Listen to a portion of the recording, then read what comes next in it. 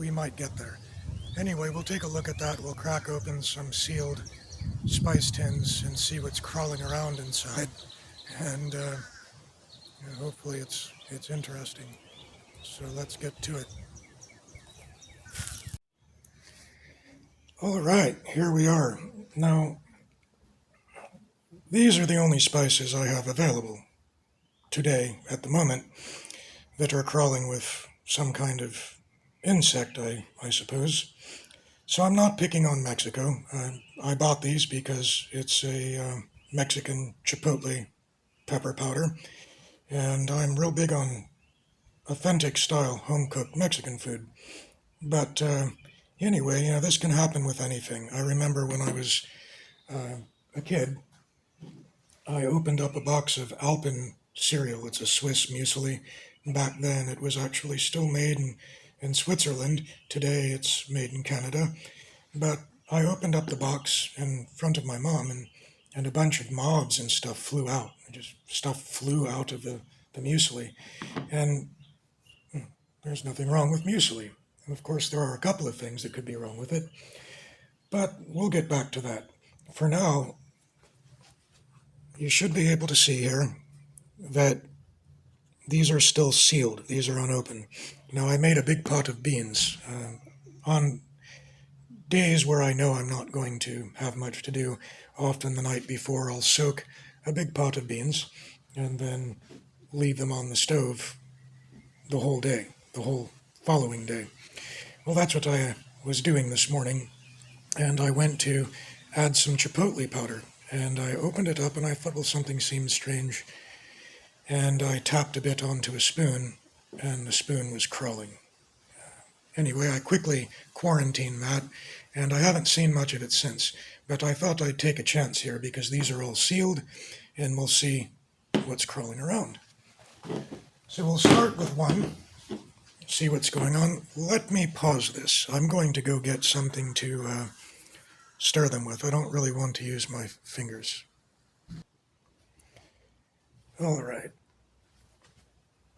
So, once again, it is still sealed. It's moving when I shake it, and that's a good sign, because usually when the bugs are in there feasting, they crap so much that it kind of gets sticky. All right, so we have removed that seal. Oh yeah, there's something going on in there. There sure is. Let's see.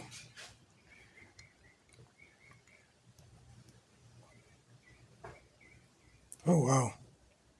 They're not crawling though. Or are they?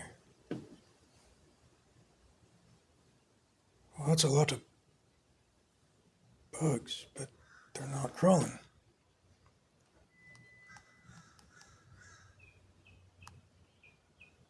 Yep, there they are. That's all bugs. So you can see right here. Let me go grab a little toothpick and I can point them out. Get this over here and that back over here. All right, I'll be right back. I pick my teeth with a pencil. Okay, you can see them starting to spread. I guess this is a beetle because I think I see a wing in here. Now let's zoom in and see what we got here. This camera rig I have is crap, so if you're frustrated, I understand. Let's get some on the tabletop for now. See if we can get one moving on the white background. All right, so you can see they're starting to move around in here. These guys might start to move.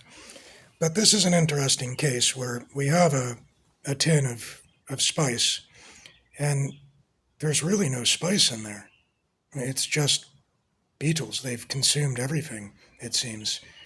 These hard things, let me zoom out a little bit. These things here, that's not even spice. This was, I bought this I don't know, at least 7 months ago, because they were on sale and I thought I'd stock up. But, yeah, it was a powder before. These are Beetles. See the one crawling on the spoon? Let's go look at that. Oh, hell, I'll just move the camera to it. See, he's crawling to the end of the spoon. Now, I'm going to pause this, and I'm going to set up again with a new tin, and I'm also going to get these rogue guys off the table, because I don't know what they are, and I don't want them infiltrating. So, be right back. All right, as I said, I didn't want them spreading around and getting all over the place. The wind blew, and I did something sloppy, and there they went. But I think I hunted them all down. So this is the one that's open. I do have a microscope, so in a bit we're going to look at least one of them, or several of them, under a microscope. I want to maybe save one of these for the grand opening, or maybe another occasion. But once again, you can see this is sealed, and this is not the world's best seal, so there might be some that are not convinced and think, well, this guy's just playing silly games. All I can tell you, if you think that, is I don't play silly games. It's not my kind of thing. And I don't wake up and say, I want to do a video about bugs and spices. No, it just happens. It happens naturally. And that's another thing to keep in mind, is that this is natural. It's kind of gross.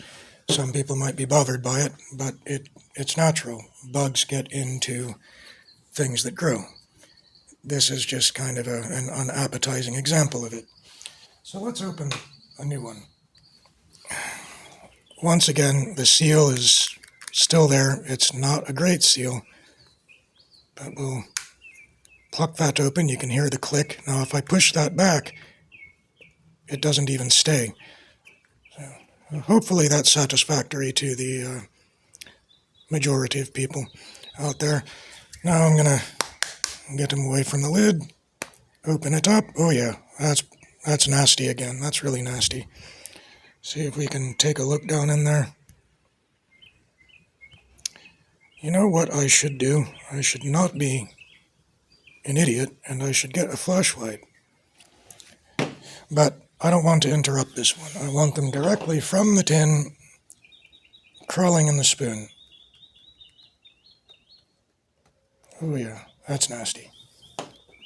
So what you'll see here in a minute, fuck. So I have to dump them all over the place, obviously. That's what you do when you're a moron. I can already see one crawling around. If you follow the pencil and my shaky hand, there's one crawling on the edge of the spoon. Let's zoom in. That's not going to work. Okay, well, I'll just pick up the camera and show you. Where are you?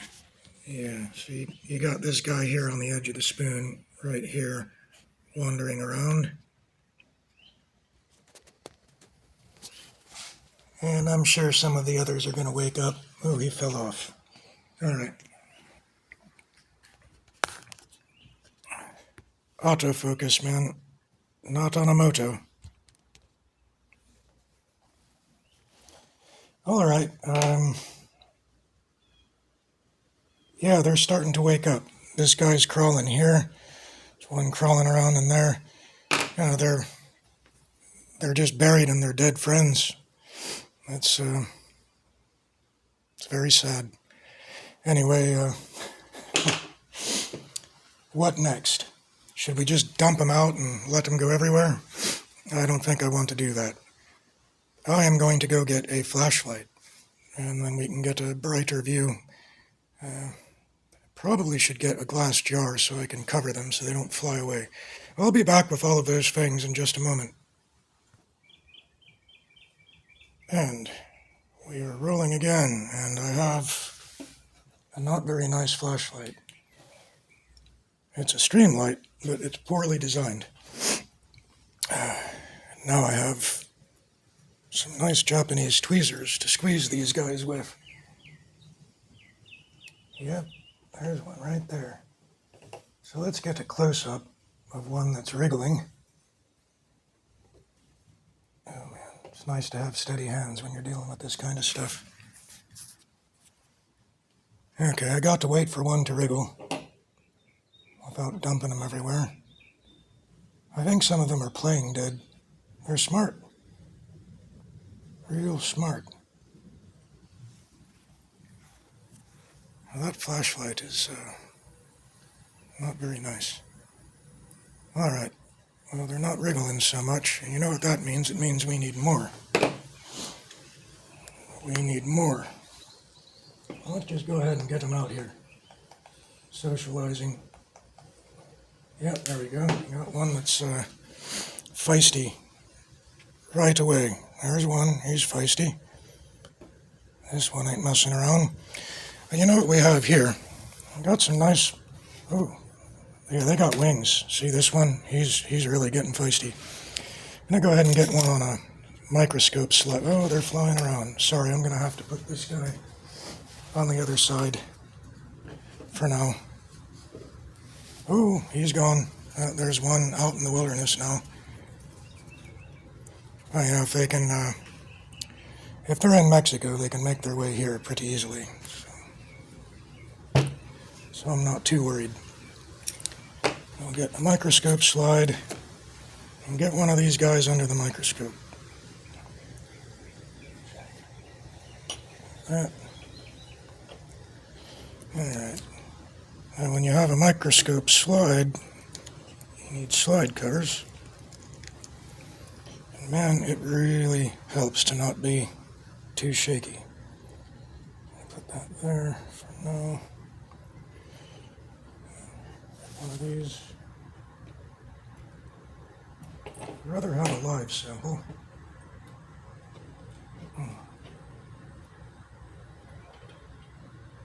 Finicky shit. I'm not a fan of finicky shit, but there's a lot you can do with finicky shit. So just look at things under a microscope. Alright, we need more. They're playing dead, they know what's going on. But you know, group psychology, you get them all together in large numbers and they won't be nearly as smart. They'll start crawling around all over the place. Yeah, now there's not much coming out. 90% of it is left. So I think we're down to the shit cake. Oh yeah, they're moving around.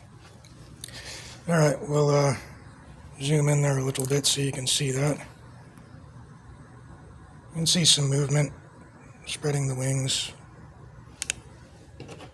right here somewhere. Get back out. Alright, come on. My vision is pretty good in distance, and but for close-up, I'm worthless. I can't see much. Even with the glasses, it's kind of weird. Yeah, I am shaky. Hey, he just jumped. And that's the one I want. Alright. I don't think he can lift up the weight of that. So now we have a sample. Have something to look forward to. And I have some cleanup to do. So I will clean this up and I'll get it under the microscope and see if I can get some photographs. And if you are interested, before the Beetles took over, or whatever these things are, I did enjoy this spice. I'm embarrassed now to say that, but I do generally cook my spices. So, that's that. Alright, off to the microscope. Alright, so here is my cheap little microscope. As some of you might know from college or personal experience, microscopes are expensive. Good microscopes are really expensive. A professional grade or even a high-end college microscope can start in the thousands. This is not one of those, but it still works. And so this is a It's a little jig I made to hold a phone, so I could use that as the microscope camera. The tube goes on the tube, the objective, I guess, and this is a slider to align the camera up and down with this. Now, what I often do with these slides and samples is I will add a drop of super glue on one side of the slide or the slide cover, and that helps a clumsy person from knocking things over and breathing all over everything. You know, big nasty heavy breather on a very small object. All right, so I figured I'd show you that real quick, and now I'm just going to get into some pictures of this flying creature. Chipotle-loving flying creature. Okay, I believe we're looking at its ass right now. And this is... crap. I don't know what magnification this is. I think it's 200. Let's see if I can... there we go. That, I think, is its head. And, yeah, it's focusing on so many different dimensions because, yeah, it's big for a microscope. I haven't squashed it flat. And so the tiniest focus change will focus on its back, or its, the depth changes rapidly at this level. You can see some hairs or whatever they are. And this is a terrible setup. The phone is a piece of crap. My jig is a piece of crap. And the microscope's pretty good, though, as far as basic functionality goes. I'm not even going to take it to the 400. It's something I could do at a later time, but I don't think there's any point. Let me flip it back to the 100, and there's a lot more to see there. Aha, there we go. So that's our guy, most of him. And you can see the wings. If you look toward the bottom, there's kind of an upward triangle to the left and the right. Our wings. It's got a bit too much weight to spread them. I think he's well glued down with the slide cover and the super glue. Now that we've seen this, I'll flip them upside down so we can see what the bottom portion of this guy is. I have flipped it upside down and don't really see much of a difference. The area at the bottom, maybe. I'm pretty sure the top is the butt. Definitely see some of what resemble hairs. And there are a lot of them in there. That whole box is packed full of them. There's no chipotle left. It's just these guys. Just these guys. Okay, so I'm going to work on finding one that's more interesting. See if I can fish around in there and pull out something that gives us some more details. So again, this is, if I'm remembering correctly, 100 times magnification here. And we have a lot of them to look at. So I'll be back in a moment. All right, this one, I gave it a good squash. So it's flattened out a bit more, and I guess it's kind of more revealing. Kind of. Yeah, I'm going to have to figure out what I'm looking at here. Now, I put two of them in there in case one gave a better view than another. Yeah, okay, so now that makes sense. You can see the wings spread out there, Again, it's not quite flat enough to really even justify a microscope so much, so I have to keep focusing so you can see the different depths. I don't think I'd want to eat a bowl of them. Yeah, I usually cook my beans for a whole day. I don't think there'd be anything bad left. But some things to consider are, for example, the grain beetle. I forget exactly how the process goes, but rats are involved, and the grain beetle will, with the assistance of a rat in a granary, contract a tapeworm, and that grain beetle will crap or remain in, say, the oats. And then that gets consumed by someone that doesn't cook them, and you get a tapeworm. It's rare, but you also can consider that most of those cases are not going to be diagnosed. Now, you go into a doctor and say, "Hey, doc, I think I got me a tapeworm," and he's going to say, "Get the hell out of here."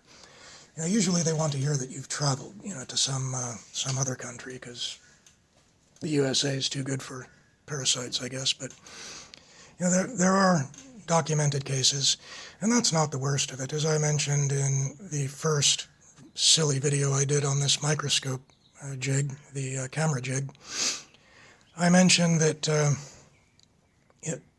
Angiostrongylus is here. It's in Florida, and that's a nasty one. It's otherwise known as rat lungworm, and rat lungworm it's bad business. It gets into your brain, it gets into your organs, and it's not real easy to cure. In fact, sometimes you cannot cure it, and you don't want it.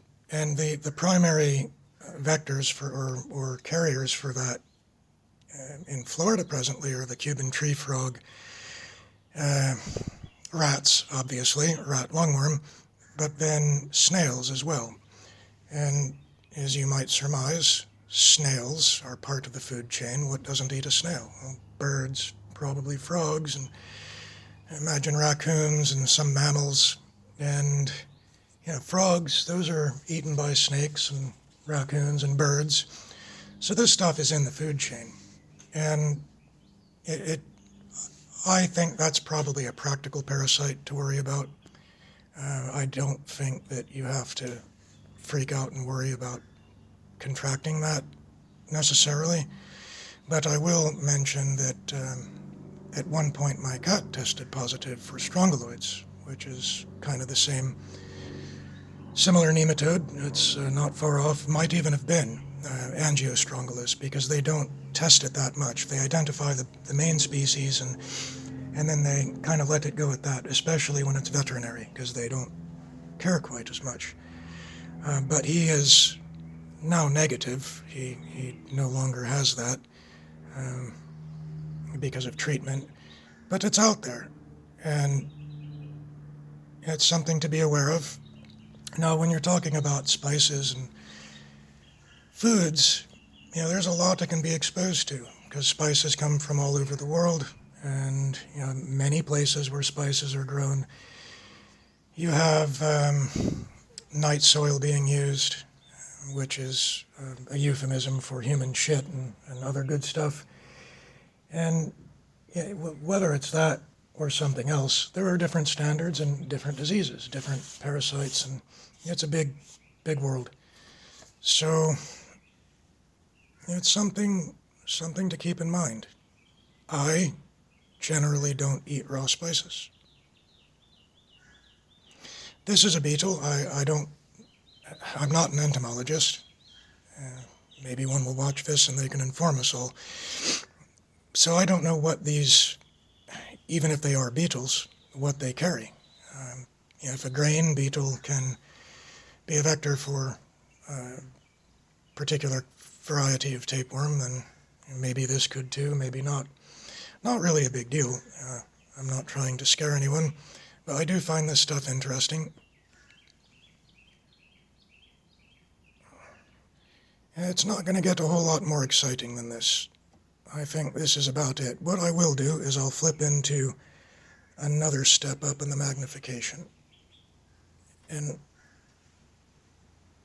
that's going to give us some interesting detail.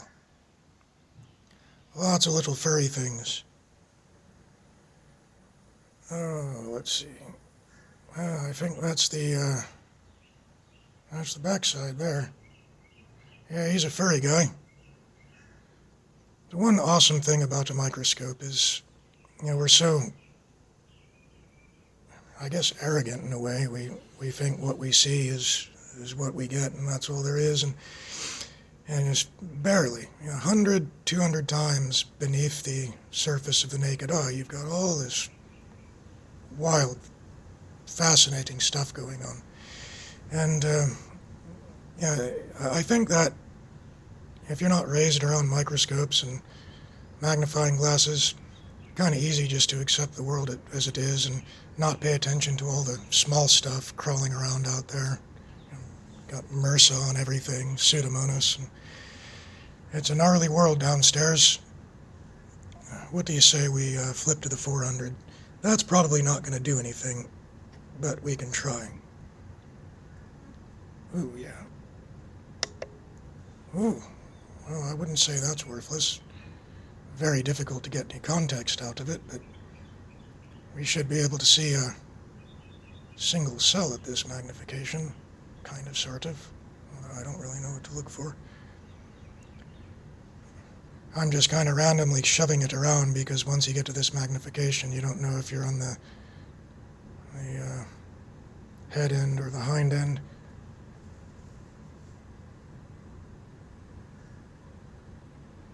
The deeper you get, the more confusing it gets. Imagine that. Yeah, you can see all that stuff there is just stuff that's on the glass. Okay. Well, that's not too exciting, so I'm going to go back to that one. Yeah, those are interesting images. And you can do it to a leaf or just about anything you want and see some fascinating stuff. Now, for those of you that are interested in this kind of stuff and just haven't gotten around to it and don't want to spend a fortune, this microscope came, I'm pretty sure, from microscopes.com. Some friendly guys work there, and they've got their big buyers, and then they have their little guys, and I am definitely a conspicuously little guy, and I'm not a big spender, and they gave me a lot of time, talked to me and advised me on some stuff. I never did go with the upgrades. I'm real shaky, and health issues and such are in my way, but I think I spent, what was it? I think I'm only in for about 200. And then, of course, making the jig for the phone camera is a big plus, because that allows you to do some things and have record of it, but also not remain hunched over the microscope, which is uncomfortable. You can get digital microscopes. A cheap one isn't going to be anywhere nearly as good as a inexpensive quality analog, or whatever you'd call it, glass. So the jig was free. The phone, of course, I had to pay for. It's not a particularly nice one, but this is the kind of stuff you can do on a budget. Most people have phones. There's an application that I use. I disable the Moto software or whatever software comes on the phone, and I install OpenCam, and that gives me the ability to manually focus, and it gets a lot of stuff out of my hair, out of my way, and that it lets me do most of what I want to do.